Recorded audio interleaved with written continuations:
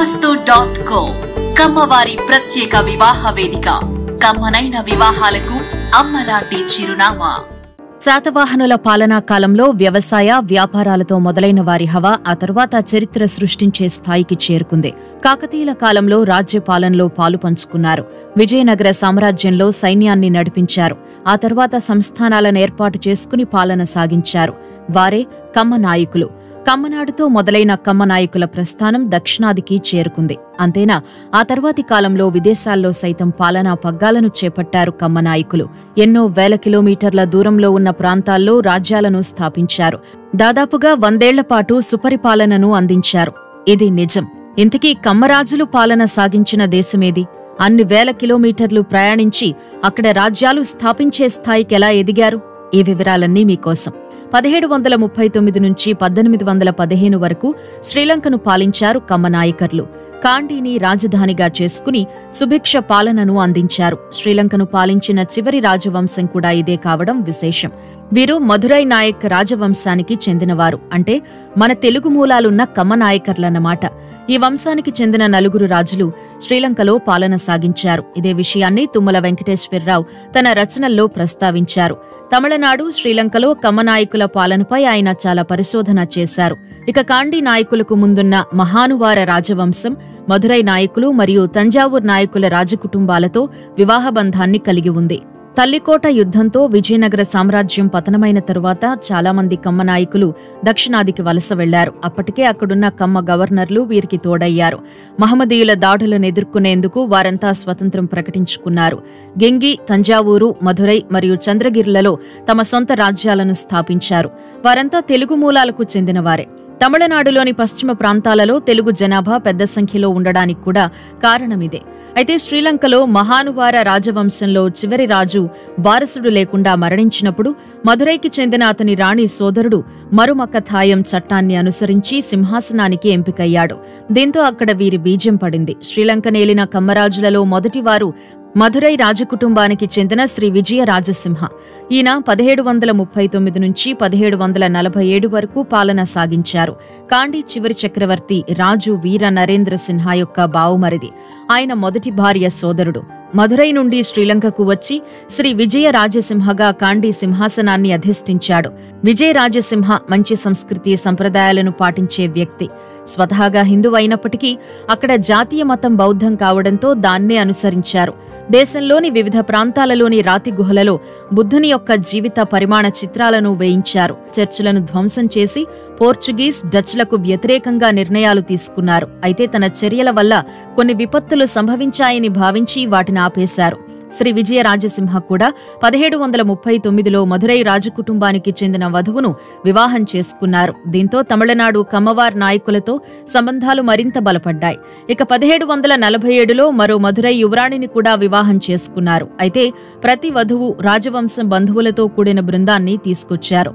చివరికి కాండీని వారి శాశ్వత నివాసంగా మార్చుకున్నారు. దీంతో శ్రీలంకలో వీరి ప్రాబల్యం పెరిగింది. ఇక విజయరాజసింహకు కూడా సంతానం లేకపోవడంతో తన బావుమరిది నరేనప్ప నాయక్ను వారసుడిగా ప్రతిపాదించి చనిపోయాడు.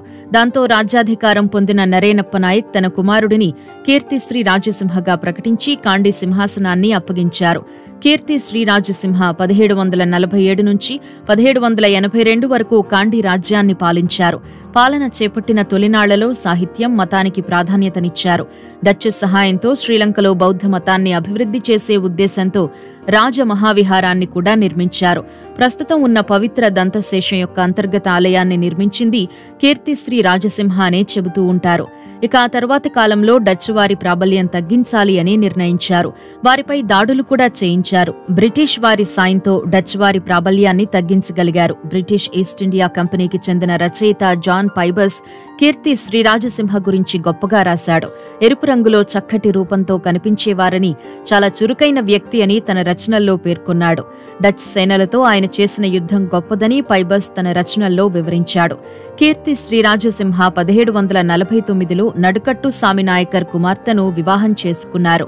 అతను మధురైకి చెందిన మరో 3 నాయక్కర్ రాణులను కూడా వివాహం చేసుకున్నారు.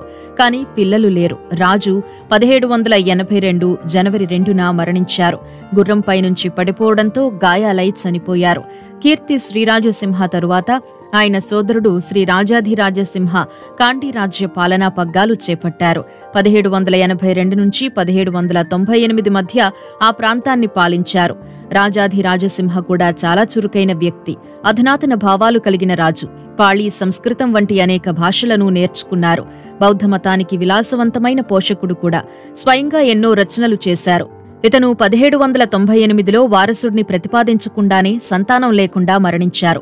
దీంతో ఖాళీగా ఉన్న సింహాసనానికి వారసుడిని ఎన్నుకునే బాధ్యత మొదటి అడిగారుపై పడింది. ఆయన రాజాధిరాజసింహ భార్య సోదరి కుమారుడైన శ్రీ విక్రమసింహను రాజుగా నియమించారు. విక్రమరాజసింహ 1798 నుండి 1815 మధ్య పాలన సాగించారు. ఈయన కాండి నాయకర్ రాజవంశానికి చివరి రాజు. శ్రీలంక చరిత్రలో కూడా చివరి రాజే. విక్రమరాజసింహ వయసులో చిన్నవాడు కావడంతో బ్రిటిష్ వారి కుతంత్రాలను ఎదుర్కోలేకపోయాడు. అదే సమయంలో రాజ్యంలో అంతర్గత సమస్యలు కూడా అధికమయ్యాయి. దీంతో బ్రిటిష్ వారు 1803లో తేలిగ్గా రాజ్యంలో అడుగుపెట్టగలిగారు. ఆ తర్వాత వారితో యుద్ధం చేసిన రాజ్య పాలన మాత్రం సంతృప్తిగా సాగలేదు. దీంతో 1815 మార్చి 2న క్యాండియన్ అగ్రిమెంట్ చేసుకుని రాజ్యాన్ని బ్రిటిష్ వారికి అప్పగించాల్సి వచ్చింది. విక్రమరాజసింహను బ్రిటిష్ సైన్యం బంధించి దక్షిణ భారతదేశంలోని వెల్లూరు కోటకు రాజఖైదీగా తీసుకొచ్చింది. విక్రమరాజసింహ వెల్లూరు కోటలో రాజఖైదీగా ఉన్న సమయంలోనే అనారోగ్యంతో మరణించారు. ఇలా సింహళ రాజ్యంలో కమ్మ నాయకర్ల పాలన ముగిసింది. మొత్తానికి బ్రిటిష్ వారి ప్రాబల్యం పెరిగేదాకా వారి పాలన అప్రతిహతంగా సాగిందనే చెప్పాలి. ఇప్పటికీ ఈ రాజకుటుంబాలకు చెందిన ఎంతో మంది శ్రీలంకలోనే ఉన్నారు. వారంతా తెలుగు మూలాలు కలిగిన వారేనని చరిత్రకారులు చెబుతుంటారు. శుభమస్తు.co కమ్మవారి ప్రత్యేక వివాహ వేదిక. కమ్మనైన వివాహాలకు అమ్మలాంటి చిరునామా.